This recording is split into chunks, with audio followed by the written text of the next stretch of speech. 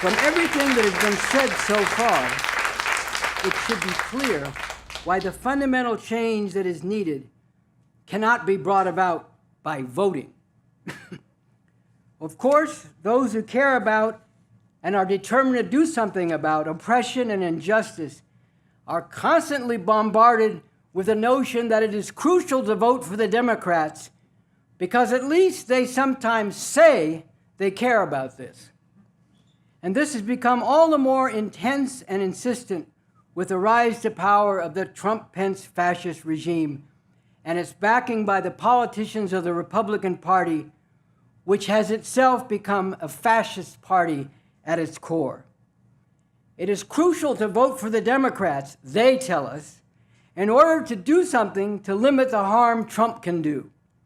The leaders of the Democratic Party refuse to say that Trump should be removed from office now, and they insist that even talking about that only plays into Trump's hands. But because of the way the electoral system has been set up from the beginning of this country, with the Electoral College instead of direct popular election of the presidents, and small states having as many senators as states with much larger populations, all of which, by the way, was part of the compromise with the slave states, and which represents today the continuing legacy of slavery. And with the way elections for Congress have been manipulated through suppression of the votes of especially Black people and Latinos, as well as the gerrymandering of districts, that is, structuring them in ways that are geographically distorted, so that people who would tend to vote against the Republicans are concentrated in a few voting districts, while those, especially conservative white people, who would vote Republican are spread out through a number of such districts, giving them a greater disproportionate number of congressional representatives. Because of all this, it is far from certain that in the upcoming midterm elections, the Democratic Party will be able to pull off its blue wave to regain a majority in Congress. And what is the approach of the Democrats in attempting to achieve this?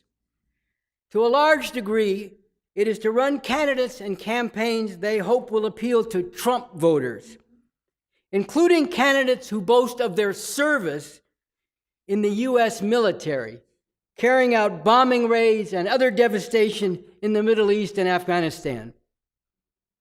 The truth is that not only is it necessary to overthrow the system in order to put an end to what is concentrated in the 5 stops and the horrific conditions to which the masses of humanity are subjected in a world dominated by this system of capitalism and imperialism, but even short of revolution, even in order to prevent the Trump-Pence regime from further consolidating its rule and more fully implementing its fascist program, it is necessary to rely not on the Democratic Party, but on masses of people, breaking out of the confines of politics as usual and carrying out sustained, nonviolent mass mobilization to drive out this fascist regime.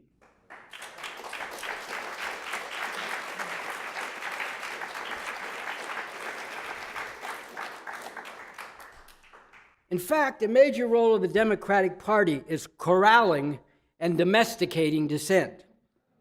For example, at the time of the U.S. invasion of Iraq in 2003, when there was a massive outpouring of opposition to that war, the Democratic Party as such was not in a position to co-opt and derail this dissent because, with some exceptions, Democrats in Congress voted for this war.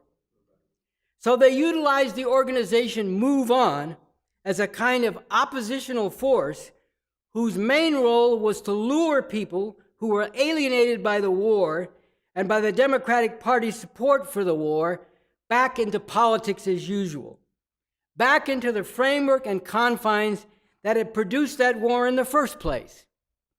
More recently, the Democratic Party and those aligned with it have done the same thing with regard to the anger and disgust that literally tens of millions feel toward Trump.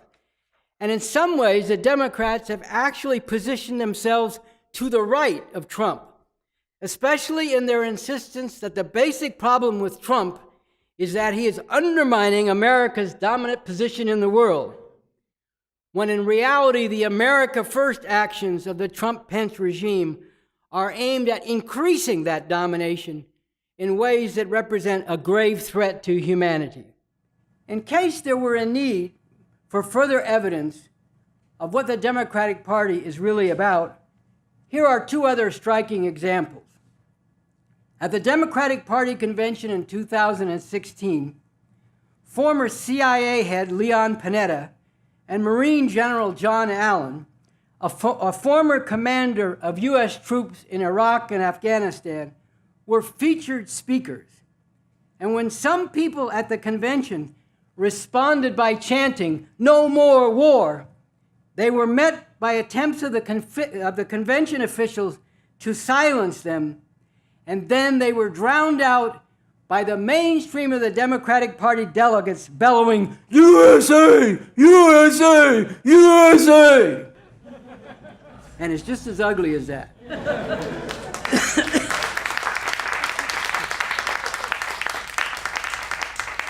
And let's not forget that when black youth in Baltimore rose up in righteous rebellion after the police murdered Freddie Gray, Barack Obama denounced these youth as thugs, but he never denounced the police who killed Freddie Gray as murdering thugs.